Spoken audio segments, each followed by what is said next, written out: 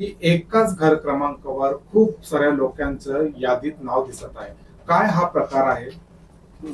मागील झालेल्या विधानसभेच्या निवडणुकीमध्ये टोटल मतदान हे 3 लाख, म्हणजे लोकसभेच्या निवडणुकीमध्ये 3,14,000 हे मतदान हे हिंगणा विधानसभा क्षेत्रात दर्शवलेलं होतं. त्यानंतर झालेल्या 6 महिन्यानंतर जे निवडणूक विधानसभेची झाली त्या निवडणुकीमध्ये तेच मतदान 4,47,000 झालं. म्हणजे 1,35,000 ते 34,000 जवळपास एवढं मतदान 6 महिन्यामध्ये वाढलं. आणि हे जे वाढलेलं मतदान आहे हे तुम्हा आम्हाला सगळ्यांना म्हणजे चकित करणार आहे की एवढ्या मोठ्या प्रमाणात मतदान ह्या 6 महिन्यात आलं कुठून, हा फार गहन विषय आहे. त्या संदर्भात वारंवार आपण सन्माननीय तहसीलदार आणि SDO साहेबांना सुद्धा विचारणा केल्या.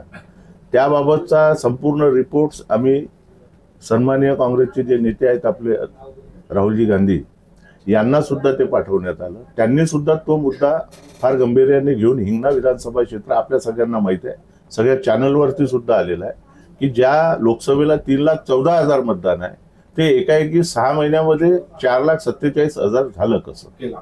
त्यांचं यावर काय म्हणणं?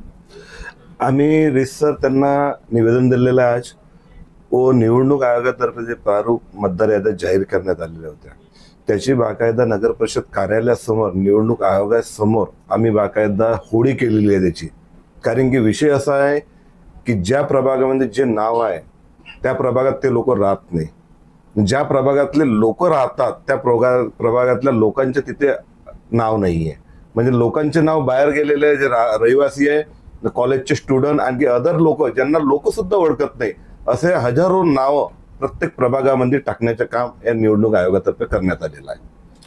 दोषी प्रशासन आणि शासन ह्या दोघांच्या संगनमतामुळे हे कट कारस्थान म्हणा, हे संविधानाची हत्या म्हणा, हे करण्याचं काम करण्यात आलेलं आहे.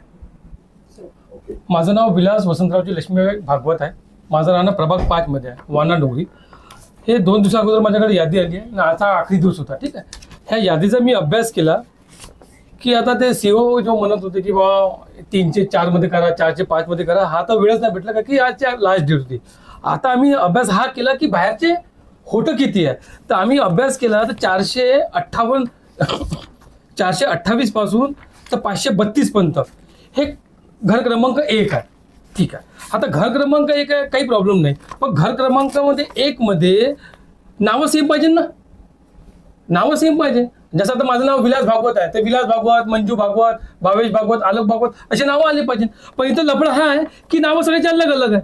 सगळ्याची वय किती आहे? 24, 28, 22, 36 अशी वय आहे. तर मग हे आले कुठे? अरे नाव तर मॅच झाले पाहिजे ना. ठीक आहे, हा एक प्रश्न. दुसरा एक प्रश्न आहे की मेघेचे 11 घर आहे आमच्या प्रभाग 5 मध्ये. तर कधी कधी हा एक प्रश्न पडते मला की त्या खांबल्यावरचं घर तर विकून इतर तर नाही आले प्रभाग 5 मध्ये. ठीक आहे, हा एक होऊ शकते आले असेल, पण नावं तर सेम ठेवा.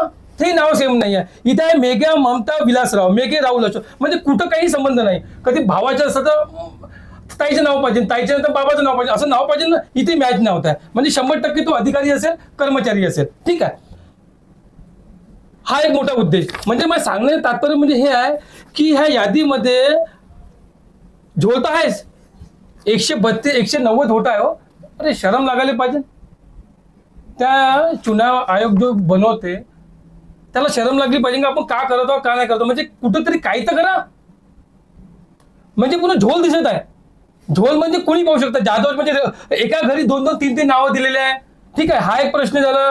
त्यात जे तुम्हाला सांगितलं मी 90 नावं ते दिले आहे, ते आहे. आणि सगळ्यात मोठी गोष्ट हे आहे की मेघे खांबल्यामध्ये राहते ना, प्रभाग 5 मध्ये कशी आली ते.